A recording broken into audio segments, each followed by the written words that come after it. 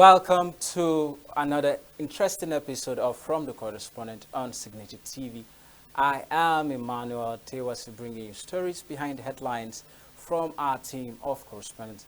Make sure you stay tuned for today's stories because it promised to be an interesting edition. On our lineup today, we have Anambra State launched a solution lens platform for project transparency and citizen tracking. Then we'll look at road prevention network organization advocates for walking and cycling to cut accidents and boost public health during UN Road Safety Week in Abuja. We'll also look at the prolonged power outage which has thrown Benin Kebbi into darkness, crippling businesses and daily life.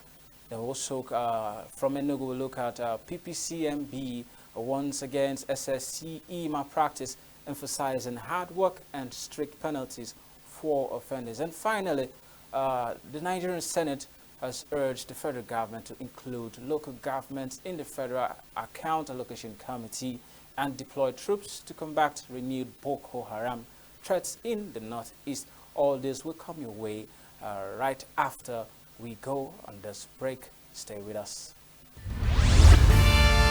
We are local. We are right now with the wife of the man that was Why the main market is in chaos. People We are national. Those in support of this motion as amended, say aye. we have taken the vote by default. We are international. Israeli airstrikes. Donald Trump left us the worst unemployment.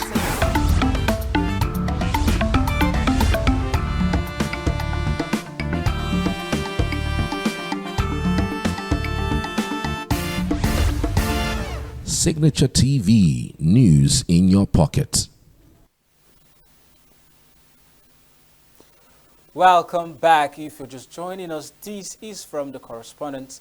Let's dive straight into our stories for the week. Anambra State government launched the Solution Lens platform to promote transparency, accountability, and citizen engagement in governance. The tech-driven platform, which is being driven by the Ministry of Budget, Economic Planning, Ministry of Information and ICT Agency, is expected to allow citizens track progress of government projects across all sectors of the state. Let's take a look at our report. Technology is being increasingly used to transform governance and improve the lives of citizens. This is done through the use of digital tools, platforms, and data to enhance efficiency, transparency, and accountability in government operations and services. Apart from enhancing the tracking and monitoring of government activities, it offers citizens more opportunities to participate in governance. Speaking at the launch of the Solution Lens, the Anambra State Commissioner for Budget and Economic Planning, Chiamaka Nnake, described the platform as one of the most significant governance innovations in the history of the state. She said the platform offers people of the state an opportunity to hold the government accountable. So we think that beyond, because that's the only way we can reach, we can actually get those everything. Yes, I know that in your community at least, even if you don't get to see at least someone in the community can be the spokesperson from the community and we can hear their voice. So we want someone in Olubanasa to be able to tell us on a daily basis what is happening over there. How can some governments actually get involved in their daily living in Olubanasa? So this is not just trying to get governance made easy, getting the citizens and government on the same table. In fact, the platform is a table where everybody gets to decide, okay, this is what is happening in this community. This is how we feel that this can benefit us.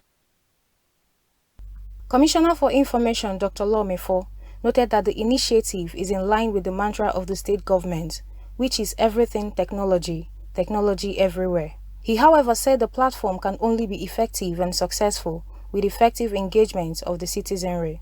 The co-chair of the Open Government Partnership in Anambra State, Chris Azo, said Solution Lens aligns with the principles of open governance, especially in giving citizens active voice in democratic governance. He commended the state government for adopting global standards in transparency and citizen participation. Citizen engagement, okay? So take up this challenge. And the other thing I want to say is that we have civil society, but we again have community-based organizations. And most of these things are local. These projects, you go all over the place. This administration, I'm not saying it because we are partnering with this administration, but this is the administration I've seen that in every nook and cranny of our society, you see government projects. Other civil society organizations and community development groups who witnessed the official launch expressed delight at the turn-off events, but however voiced some concerns. This is a development and dreams comes true. They've been clamoring that solution is here, solution is here, solution is here. But what we've just done today is to prove to a point that actually solution is here, because the citizens that we represent, coming from CSO angle, the citizens will be happy because we don't really need to spend so much now traveling from one place to the other, doing budgets, pull-outs, tracking budget and public projects. Right now, when you use solution link and hashtag, when you go through the link, you can also engage a ministry that you want to visit what they've done. When you do that, you go back to the field now to verify, to say that, to ascertain what is also already in the public domain using government platform. It is one of the hallmarks of democracy and good governance. It's giving the people, the citizens, globally, wherever they are, the digital space to really participate in the governance processes. And along with the government, give feedback and, of course, get a response from the government on issues of concern to them. So it's a welcome development. The integration of technology in governance no doubt enhances efficiency, transparency, and accountability, and gets the citizens more involved in decision-making, with the ultimate aim of improving governance outcomes. Precious Chagora, reporting for Signature TV News. A non-governmental organization, Road Accident Prevention Network, is making a strong case for promotion of the culture of walking and cycling to reduce accidents and promote public health. The Chief Executive Officer of the organization, Prince Ogo, made the call at the commencement of the United Nations Road Safety Week held in Abuja, which focused on walking and cycling as a strategy for safety on the road.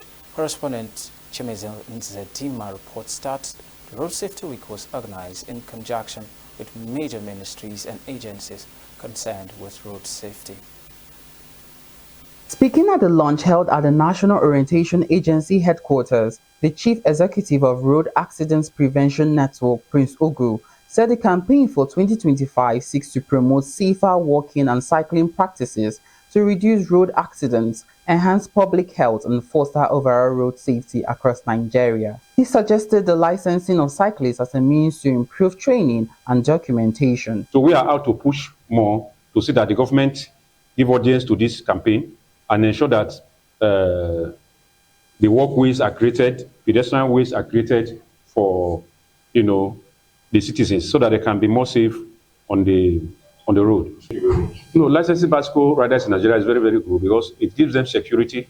It gives us a good data. You have a data of those who are riding bicycles in your country.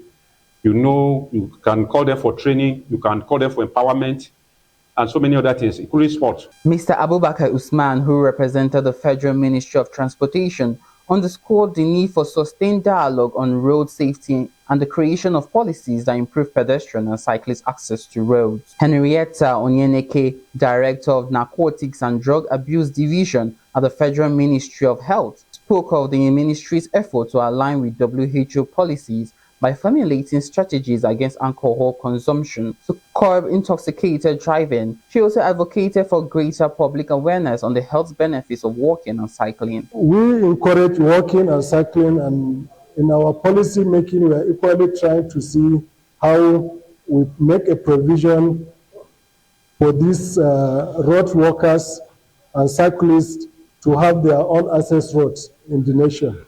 The ministry is in the process of developing a national policy on alcohol based on WHO initiatives, which we call SAFER.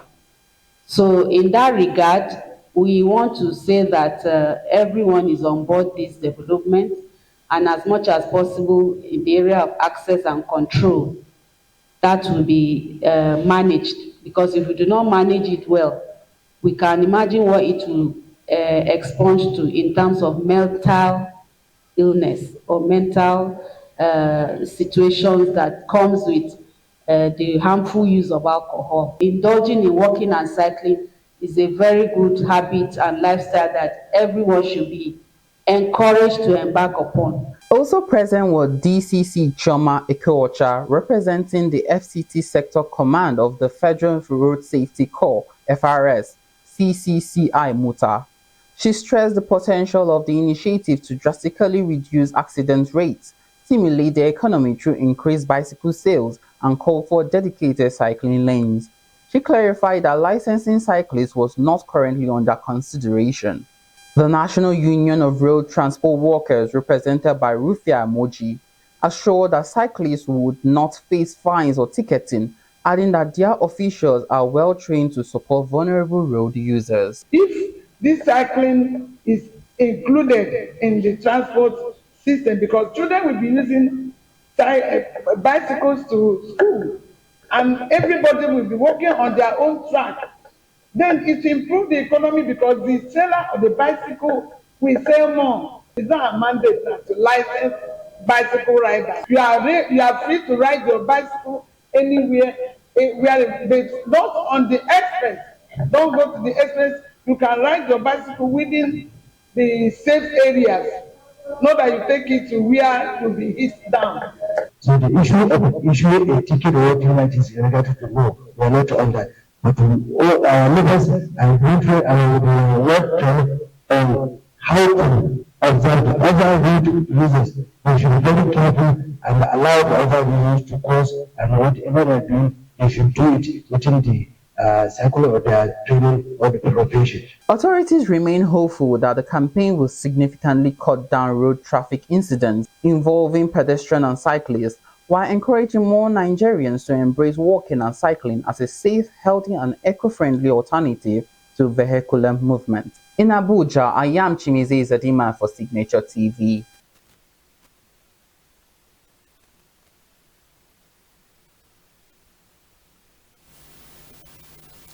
Birnin Kebbi, the capital of Kebbi State, has been plunged into darkness following a prolonged power outage disrupting normal social and business activities.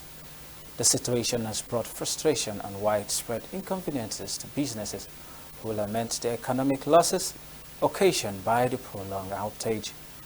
We are joined by Salome Jubrin from Birnin Kebbi, who would be talking to us on this development and also engage us on her experience being a journalist these years. Salome, you're welcome to From the Correspondent. It's a pleasure having you join us all the way from Birnin Kebbi, Kebbi State.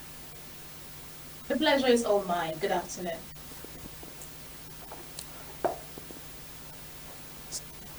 All right, Salome,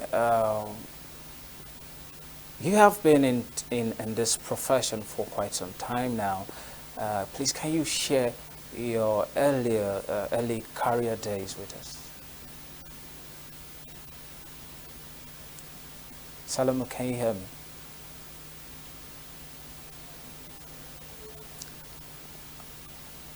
All right, we seems to be having a bit of network hitches, but joining us there is Salome from Birnin Kebbi. We'll try hooking up with Salome once. All right, we'll go on a quick break, and when we return, the programs continue. Every second, every minute, every day, news is breaking. Events occur, and there are new developments. At Signature TV, we follow these stories objectively, bringing all sides without bias, explaining the complex issues, breaking down the numbers, and investigating the issues behind the news. Anywhere and everywhere, near or far, wherever the news is, we will be there. Signature TV. News in your pocket.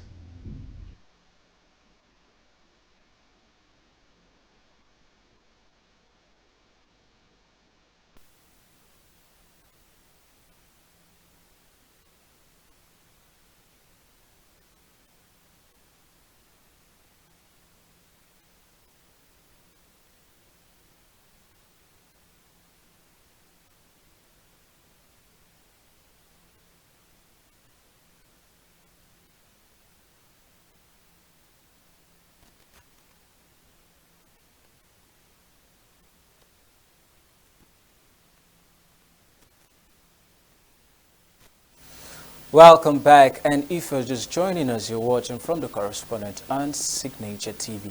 This is where we bring you stories behind the headlines, and today we are joined all the way from Benin Kebbi State, by Salome Jubrin, who will be talking to us on this particular segment. And while we wait for Salome, let's look at the steps taken by the Enugu State Post-Primary School Management Board, PPSMB, which are trying to curb malpractice in the state.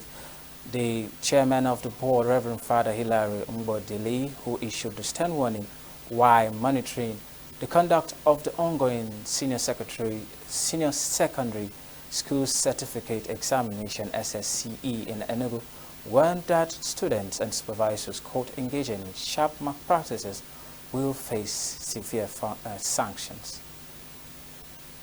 The PPSMB was created to address the unique challenges facing post-primary education in Enugu State.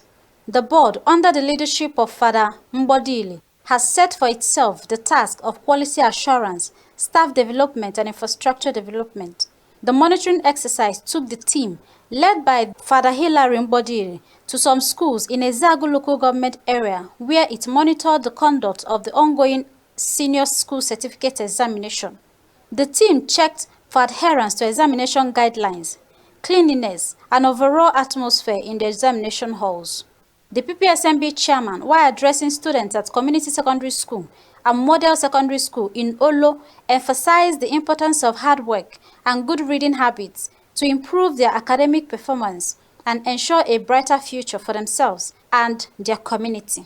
He also warned students against engaging in examination malpractices, which he said undermines the integrity of the education system. I want to warn you and to advise you. Begin now to cover your syllabus, begin now to read your books. It is no longer business as usual. It's not only in Model Olo. There will be nowhere to run into. If you go to private school, we are there. If you go to mission school, that's where we are based. If you go to public school, that is also our permanent settlement. So there is nowhere to run to. The only shortest cut is to read your books, read your notes. For today, we found your students contributing to 2,000 naira in order to aid malpractice. And the truth is that we cannot smile. We are changing. The supervisor is going and facing panel in this board tomorrow morning. She's facing panel. She continues as a teacher. That's good for her. The person coming to contribute. So, and this indictment, we don't pretend about it. Principals were warned to remain in the hall. Your principal was not in the hall. He's also indicted. He's also coming to the board tomorrow morning. Father Mbodili encouraged teachers to provide necessary support and guidance to their students to enable them excel in their studies and grow into responsible citizens and leaders. My dear teachers, for those of you who are still making effort, I want to encourage you. Be diligent, teach the students, do your best. Avoid our trouble by coming to school. We have done it for 2 years, concentrating on punishing offenders. From June 2025, we are bringing a new page, rewarding the most diligent, school after school. That's what we are concentrating on. I'm not talking about 5,000 reward or 10,000 reward. We are going to establish an elaborate reward to reward those who are very diligent, those who have never missed work a whole term. School principals will give us their names. Those who are able to cover their syllables, school principals will give us their names. Such diligent people will come to the headquarters and be rewarded zone after zone, and it's going to be handsome reward. The exam monitoring exercise is a testimony to the commitment of the PPSMB to ensure improved standards of education in the state, as well as the integrity of the examination process. In Enugu, Ugonne Owalo, reporting for Signature TV. You're still watching From the Correspondent. I just learned that Salome Jubrin is back joining us via Zoom. Salome, if you can hear me, welcome back. I just believe that the network, we do due diligence so that we can have this discussion for today. Hello, Salome, are you there? Yes, I'm here. Good to join you back. All right, welcome back. from that break, before we had this issue, can you please tell us about your early days as a journalist? My early days as a journalist is something that till date, when I remember, I get to laugh at some of the things that did happen and ever consoled that the process is a good one and learning indeed has continuously commenced. So starting this pen profession, okay, I think it's important I also note here that this at first wasn't my field of study. I have at first a different discipline. And then the pen profession happens to be something I've always admired, watching programs on TV, listening to the radio, going through the print media, there is the newspaper. It's something that used to be a dream. So beginning this profession for me was like a dream come true. This is not to forget the fact that it was never easy. How do I mean? At first, I had this, okay, I started with the radio and I still do the radio. There was this fear, the phobia. There was the first time I had to take news live, I was panting. It was not easy at all. And at some point I was, are you sure you can do this? And later on I got to say to myself, oh, this is actually what you've always loved doing. So why not? So it has been a challenging one, but learning has taken place and I'm ever grateful to the Almighty for the opportunity and my senior colleagues who have been instrumental in the journey so far. You made mention of your journey through the radio profession, which you say you're still doing up to now. And what will you say it has been for you, particularly combining radio, which is mainly audio, and TV, which is audio visual, and secondly, what are the ethical issues in this profession you could say you've come across as a journalist working in this contemporary society? All right, in every journey there are obstacles, and every journey there are challenges that are definitely going to occur during the course. In this very journey of mine, it's been an interesting one, like I did note at first, but some of the ethical problems we get to, or issues we get to encounter, the first is actually that of finance, particularly for the private. And then another thing is getting to have a balanced report. Sometimes you leave the office, you're so passionate about giving people nothing but a factual information. And then at the end of it, you're on the field trying to gather the data, but you don't get to have people give you the necessary cooperation. What do I mean? There are times when you get to see that you go, meet particularly, possibly the affected area, if at all something had happened. You get to meet them, and before you on your gadgets, for us radio, it's the midgets, they get to tell you there are issues. They get to confirm what you heard even before leaving the office. But as soon as you tell them, okay, could you please grant me audience? Is it possible I record you? This is what I'm here for. That's where you get to hear some issues. One of the experiences I will never forget was that of, one of them that did happen was the one of the issue of shop allocation in the Brady Kebbi Central Market. I had to duty called and I answered. I was in the market that very day, and I was able to with my little knowledge of Igbo language, I was able to get one of the non-indigents talk to me. And he was very much free at first, registering his displeasure. According to him, before the about 3 shops in his possession. But as for now, the market got burned, and then later on, shops were allocated, and he struggled. According to him, he even had to buy from another person.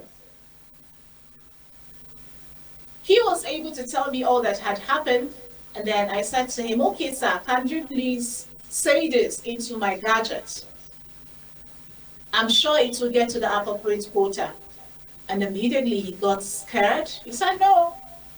Do you want them to kill me in the middle of the night?" You know, the fear of the unknown. And that was how we didn't get to have the necessary data for that particular assignment. That's not to say that it was not done, but it would have been done better if he had given us the much needed attention and also assistance. So you get to have issues in gathering accurate reports, balanced report. And then another issue we get to see is the issue of journalists becoming biased. Personally, I've had a senior colleague meeting me to jokingly, he said to me, "Salome, must you always bash the government?" At first I was surprised, but later on I said to myself, it's normal. And I had to answer him. I said to myself, no, we don't bash the government. I mean, the government is our government.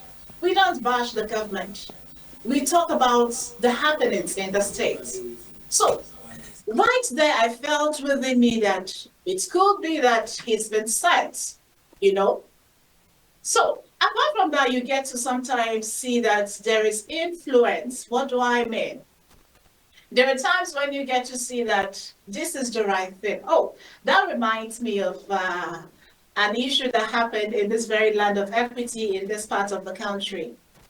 It rained heavily, and some shops were affected, some houses were affected. As a passionate journalist. All right, Salome, sorry for cutting you short. I would also like to. I would like to. You made mention of some of these interesting or human angle reports that often at times go unreported due to fear. You know, as a journalist, we had advised to always employ our investigative skills to ensure that we get the needed information without, you know, breaking the law in that, as the case may be. How do you think we journalists can actually balance that aspect of investigative journalism with ensuring that we don't trample on other people's rights or of privacy and right to hold their own opinion? You know, how do you think we can go about this? For me, one thing that has always worked for me is actually patience. I personally had an experience while trying to report a particular incident in the state, and I visited 3 times with no success. At some point, something in me was like, you've tried. Maybe it's never meant to be. But then something in me also did say that, no, I mean, you have started a good journey. So why stop here? Why stop now? Luckily enough, I left the house that day. I didn't even report to the office first. I went to that affected area, and behold, I met the woman, and she said to me, "Madam, you know they tire."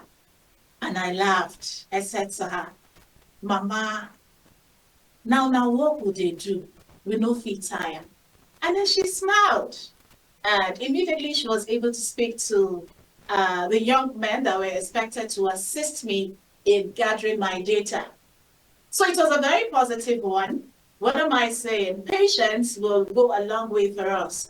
There are times when you go to field and then you get to see different annoying incidents that can, if not taken seriously, if not ignored in some cases, can really discourage you in this profession. So I want to seize this medium to say to every journalist out there, never to get tired. This is not just about the money, it's about service to humanity. So keep pushing, keep doing what you love doing. Definitely one day you will be glad you did. So we'll take a pause here. Let's have this report from Benin about the power outage. Then we'll get back to our discussion segment. I'm enjoying this conversation. I wish we never had a pause. But let's look at that report on power outage in Benin. City of Birnin-Kebbi has been grappling with an inconsistent power supply for quite some time now. The erratic electricity has become a norm, with power outage occurring on an hourly basis, sometimes lasting for several hours. This has severely affected business owners in the city who are struggling to cope with the situation. Suraj Danjuma, a Kebbi State resident, emphasized on how the low voltage poses a significant risk to the safety of people as it can lead to electrical hazards, appliance damage, and even accidents. It's trying to affect some of our electronics by tripping up and tripping down.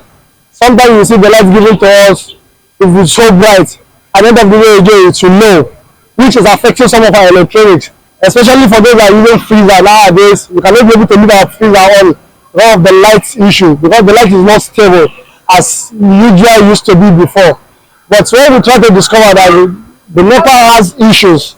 Usman Muhammad, a welder, speaks on how he spends money on fuel due to the inconsistent power supply, which has affected his work and has caused great financial loss. Umar Abubakar Dina, Regional Technical Manager, Kaduna Electric Distribution Company, Kebbi State, sympathized with Kebbi State residents for the power outage as they are working tirelessly with the government to address the situation at hand. We want to use this medium to register our sympathy to the Kebbi State citizens.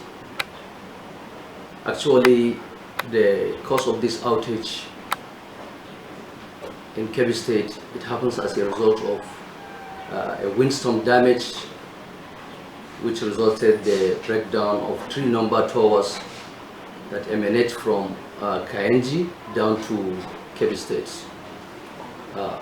Presently, it affects not only Kebbi State, but also Sokoto State, and then Niger also is affected.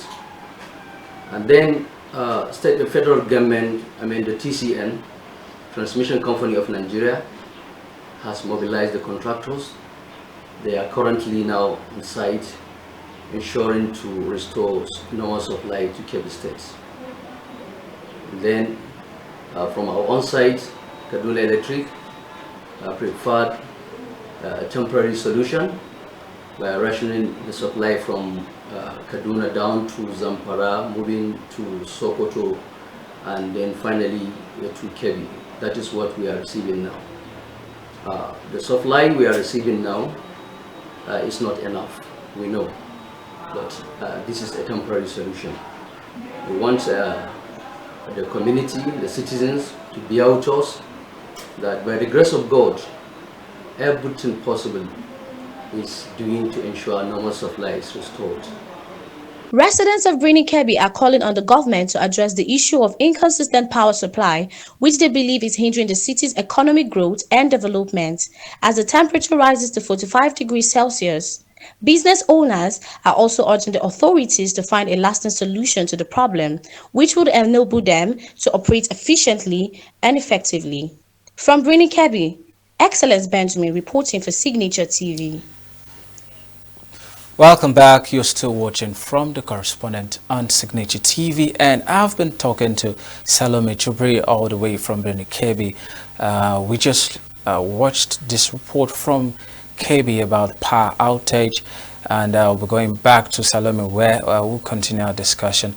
Salome, if you can still hear me, this report we just watched highlighted the challenge you are facing over there in KB. Can you give us a bit of an update if there have been any change? The government official in this video did say that there's a form of rationing. How true is this? Have you confirmed this? Or is there any new development to this particular issue of light outage? All right, so just like the government official has noted already, according to them, efforts are being made, but personally, as an individual, I am yet to see the set efforts yielding fruits, yielding results. So I think it's important we try as much as we can to really intensify efforts. This is a message to the officials that it's important we get to intensify whatever efforts they've been. I mean, just like we also did see in that report, businesses are affected. Even the media itself in Kabi is actually affected. I mean, some media outlets at the moment are not operating. I mean, you all know the economy situation of the country. Not every media can actually get to have diesel and even work. So I think it's important, apart from homes being affected, the residents being affected, we have people losing billions of naira as the day passes by. So it's a good one, and we hope to see efforts being intensified. We hope to see that this becomes a thing of the past. Keep tabs on this report for more development. Away from power outage, Salome, let's look at, for us who are far away from Benin KB or KB State, we hear a lot of stories about tension, you know, it's all over the country, but I would like to hear from you directly. How has it been there for you, being in an area where there's constant reportage of tension or insurgents? How has it been? How do you manage to ensure safety as well as to carry your duty as a journalist?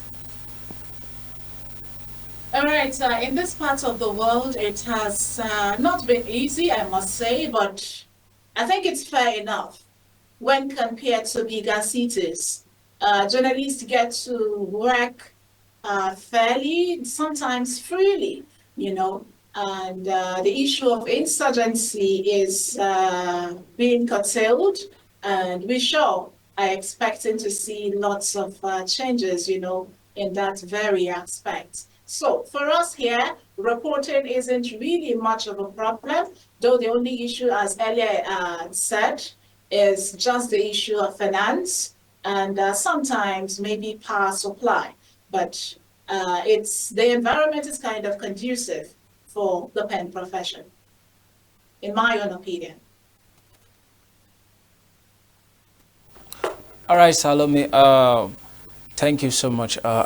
Away from Benin KB per se, it's more fulfilling for us here on from the correspondent to hear personal experiences of our reporters, some of the challenges. You know, you've said beautiful things of how to intellectually engage those you want to interview to get information, which is a beautiful thing. But most people out there don't even know how painstakingly journalists put their lives on the line on a daily basis just to get the stories out there to fulfill and satisfy the information need. I would like to know if there have been any experience or any challenge you encountered while discharging your duty as a journalist that made you rethink this whole profession, whether you should quit or maybe continue. Have you had any incidents of such? Countless times I have. I have actually countlessly get to rethink, get to really meditate, and get to even ask myself some rhetorical questions to whether to quit or continue this profession. But like I tell everyone that cares to listen, journalism isn't a job isn't a profession that you get to uh, get all the wealth in this life. No, it's about service to humanity. But as it is known generally, a job, when appreciated, will be done in a better way. So definitely there are obstacles, there are challenges here and there. Just that moment when you get to do the job, just that moment when you are so passionate about discharging your duties, you get to have reasons to rethink. So personally, I have had situations like that when I get to ask myself, are you sure this is meant to be? But in all of it, we give thanks to the Almighty. We've been pushing and we will continue to push. Salome, thank you so much. There's this correspondent from Abuja studios who shared how her life was at stake. At some point, she had to lay low because of a report she was doing against the government. And for us here, that is quite fulfilling because it helps us appreciate the sacrifices journalists make to make sure that information is put out there on a daily basis. I don't know if you've experienced something of such or even bigger that you would want to point out to us specifically so that we can really appreciate the efforts that goes into your doing your profession. All right. Speaking as an individual, there have not been any threats to life in the course of this profession. The only incident I can remember was that very one that I was talking about earlier, when rain did fall and it affected houses and even shops. You know, we got there, we were able to interview people, and then at the end of it, before we left there, someone was already called upon, and the office vehicle was meant to take us back to the office, only for us to notice that the vehicle, our office vehicle, has been blocked, you know. And we came out and we smiled, you know, exchanged pleasantries. And then obviously somebody from the government house, and he said to us, how dare you come here without letting us know? I mean, is this how you people discharge your own duty? Why not have a balanced report? And there and then we smiled and made him feel as though we were all out for them, you know. And then we got to make him understand that we were actually coming to that stage. You were only too fast. And he practically forced us to hear from him. We listened to his own side of the story, where he made 1,001 promises on behalf of the government. And we were able to go back to the office, extract some of the information we need from him, and we had to do away with the ones we do not need. So if it's the threat, yes, there is just some sort of, for me, just some sort of intimidation, but threats to life, no, not in this part of the world. All right, thank you so much, Salome. Away from the personal stuff, we just learned a few days ago that the GEM result that 78% of those who sat for that exam failed was in error. You know, that is quite disheartening. What do you make of this whole situation as a Nigerian first and as a journalist? All right. Personally, in my station, we've had topics we've discussed on this very issue. As a Nigerian, I would say it's really unfortunate, but I would like to seize this opportunity to salute the courage of the registrar who has been able to shoulder the responsibility without allocating blames. We did see him crying, though some Nigerians are of the opinion that it's not true, but I think whatever it is, I would like to salute his courage. It's not easy for a man who has been seen as a man of integrity to come out and say that, yes, it's my fault. We didn't see him allocate blame to the ICT unit or to some units here and there. So it's actually the system. I don't see it as the board having issue. I think this is time, it's high time we really get to get some things done. That's to tell you and I that the sector isn't working as expected. That's to tell you and I that the sector isn't in good shape.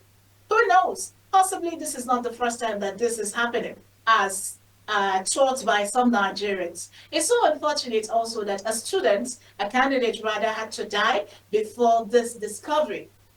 So I think this is a time for us to really have a rethink if truly this computer-based examination is for us in this country. A lot of questions need to be answered. Thank you so much, Salome, for joining us on the program. Salome is one of our own, all the way from Brunei, KB, the state capital of Kebbi State.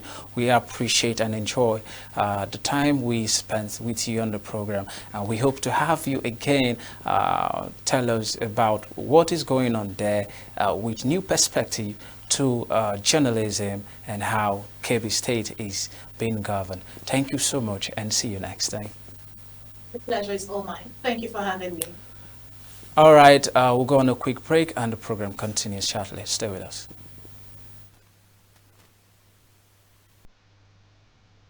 Every second, every minute, every day, news is breaking. Events occur and there are new developments. At Signature TV, we follow these stories objectively, bringing all sides without bias, explaining the complex issues, breaking down the numbers, and investigating the issues behind the news. Anywhere and everywhere, near or far, wherever the news is, we will be there. Signature TV. News in your pocket.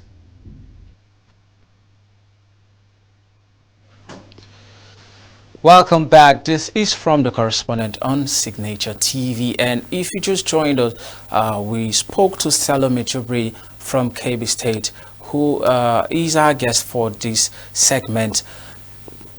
The federal government and the Senate is calling on the Federal Executive Council to ensure that local government councils are enlisted or represented in the Federal Account Allocation Committee to protect their interest. It has also called for the immediate deployment of troops and equipment to the northeast to curb the renewed threat of Boko Haram insurgents. Let's take a look at our report. The federal government has been making efforts in the recent past to grant financial autonomy to the local government administrations in the country. This prompted the move by the Attorney General of the Federation, Lateef Fagbemi, to take the issue of local government autonomy to the Supreme Court, following which the Apex Court granted the relief sought by the AGF. The latest resolution by the Senate for the inclusion of the third tier of government in meetings of the Federation Account Allocation Committee, FAC, to protect their interests is therefore in sync with the desire of the executive arm. The Senate resolved that the resolution be formally communicated to the Minister of Finance and Coordinating Minister of the Economy for necessary action. The resolution followed a motion presented by Issa Jubrin, representing Kogi East on behalf of the Deputy Senate President, Barau Jubrin. Jubrin noted that both local government councils and area councils in the Federal Capital Territory, FCT, are constitutionally entitled to receive federal allocations directly, emphasizing that the state does not have any right to hinder the allocation process. The Senate notes that local government councils established by Section 71 Constitution of the Federal Republic of Nigeria, 1999, as a third tier of the Federation are entitled as such, and by Section 1623 CFRN 1999 to share directly in Federation account allocations as benefiting entities. Also notes that the Supreme Court has construed Section 1625 and 6 CFRN 1999 to the effect that the states are agents of the federation to collect local government allocations from the federation account and to pay local government councils, and did not give the states any right or interest in the said allocations to the local government councils from the federation account. The Supreme Court went further to also state that the duty of the states is to simply convey to the local government councils their allocations from the federation account. Other lawmakers shared the views expressed in the notion and gave it an overwhelming support. The foresight by bringing up this motion. May I say that Nigerians are actually waiting for these kind of motions, in the sense that it's really enable those who are going to be part of the sharing formula to be at the table, for them to know what exactly is being shared and what and why this is being allocated to us. I have been at the local government council for some time. I was a former councillor and a former local government chairman. And I do know, as rightly said by most of our colleagues, is that if there is direct funding coming from the federation account to the local government, there will be a lot of developmental changes. And I said, even from the action from radio, television, and also confirmed by the chairman Progressive Governors Forum, he said from the time of subsidy to date, the allocation to the states and local government has been 3 times the amount. The Minister of the Economy, as the chairman of FAC, for urgent information and necessary action. Those in favor of this prayer, please say aye. Those against say nay, the ayes have it. 6. The concurrence of the House of Representatives on this. Those in favor, please say aye. Those against say nay, the ayes have it. This is from the correspondent on Signature TV, and we've had an interesting time with Salome Jubrin from Birnin KB. The 2025 JAM UTME result saga is one of many ways in which the system has failed the Nigerian youths. The technical glitches, which account for the mass failure, with over 78% of 1.9 million candidates scoring below 200 out of 400, exposed yet again systemic flaws in the examination process. It is more disturbing that the entire Southeast region and Lagos State, where the only largely affected areas the Southeast Senate caucus is leading, is already asking questions about the genuinity of the past JAM results over the years. In 2023, Mesoma AG came from Anambra State after being celebrated by many for scoring the highest in JAM, was accused of falsifying her result.